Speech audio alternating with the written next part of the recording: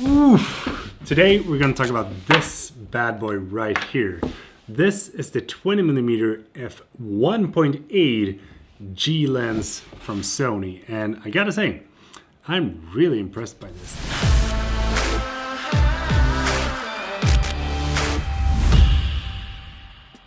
I'm just gonna start off by saying thank you so much to each and every one of you that are here supporting the channel and enjoying the content that I produce. And if this is your first time watching me, then you might want to consider hitting that subscribe button because, that'd be appreciated. Let's talk about the lens, shall we? So the guys over at Sony were super kind to send this lens over to me so that I could do like a little bit of a test run before it's actually released onto the market. So that is super dope. So I've been using the lens for a couple of days now, and I'm really impressed by the sharpness of it, the overall image quality, and the bokeh, the autofocus, and like the size of this. I mean, like, take a look at it. It's a 20mm that is super small. When it comes to the build quality, it feels really sturdy and is basically on par with the 24mm G Master lens. And even though this is not a G Master lens, it does feel like a G Master lens when you consider the build quality of it. It does have the buttons that you expect from a lens that is in the G or G Master series, such as the AF/MF switch here on the side. And you also have the programmable button here, and then the click or de-click for the aperture ring that you also have on the lens, which is actually something that I didn't think would be on this lens, but it's really welcome because I really like having the aperture ring on the lens instead of having to change the aperture in the camera. But if you want to do that, then you can just drag it to the A and then you can change it within the camera instead. The filter thread on the lens is a 67mm, which is great because that's basically the same as the Tamron 2075, the 1728, the G Master 24mm, and this lens. So you don't have to buy a couple of different filters to be able to use this. And even though it's such a wide angle lens with such a wide aperture, it's still really small, and I can't like literally I can't get over the fact that how small it is. The focus ring on this lens is actually smoother than it is on the 24mm G Master lens, and the 24mm is still like one of the best lenses that I've tried so far, especially when it comes to the focus ring. And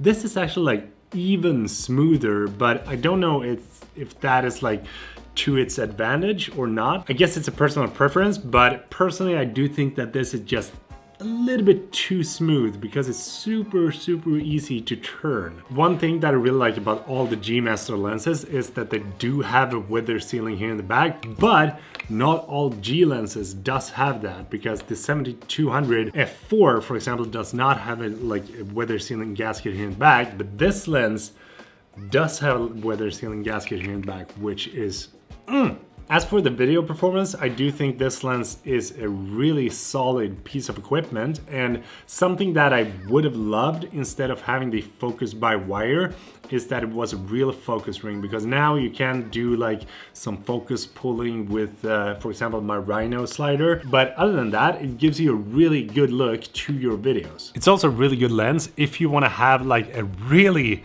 blurred out background when you're recording your vlogs, because like 20mm is a perfect focal length to fit a lot in the frame, and 1.8 will give you this like really blurred out background. But if you're shooting like on an APS-C camera, then it will give you an equivalent to like a 30mm lens or 35 or something like that. So I wouldn't recommend this as a vlogging lens unless you're having a full frame camera. It does not have any OSS built into the lens, but that is not an issue when you're shooting this wide, because like when you're going to like 20mm, 16mm and 14mm, then OSS is not something that is going to be a necessity, because you won't be able to see all the like camera jitters that you might do with your hands. So when it comes to the image performance of this lens, I gotta say I'm really impressed, because you can get some really nice blurred out backgrounds with this lens, even though it is a 20mm lens. It's also really sharp, even out in the edges, even when you're shooting at f1.8, and that is super impressive. The bokeh does, in my opinion, look really good, and it will give you this like blurred out background, especially since you can get like so close to your subject, because you have a close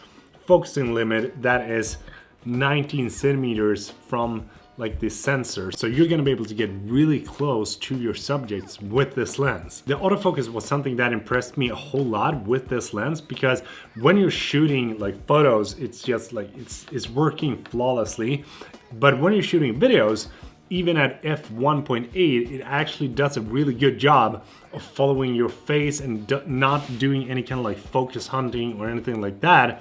And if you compare that to the 24mm, then when you're shooting like under 2.0 with the 24mm, then it does have like some focus hunting, but this lens does not. So that is a huge thumbs up, especially if you're doing video. So I'm really impressed by this lens, and I do think it's a fantastic piece of equipment for anyone that is doing a lot of street photos, that is doing interiors. Maybe that's like a little bit too tight, but it might just work. Or if you're doing any kind of like night shots or astrophotography, then this lens is definitely something that I highly recommend. But I would personally not buy this lens because I already have the 24mm, and if I had to choose between this lens and 24mm lens, in my opinion, I'd still go for the 24mm, just because I do think that the 20mm focal length is a little bit too wide, so that it might give you a little bit of a distortion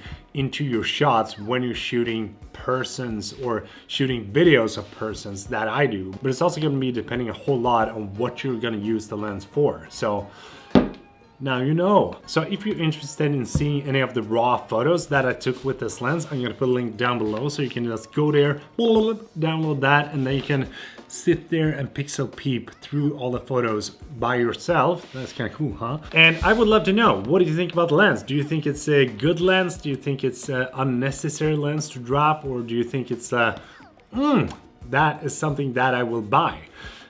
Do drop a comment in the comment section. Thank you so much for watching. I really hope that you enjoyed this video, and if you did, please do give it a thumbs up, because it does help a lot. And if you haven't subscribed, that'd be highly appreciated, because you know, I would love for you to join in here on the channel. So, Peter saying goodbye from Sweden.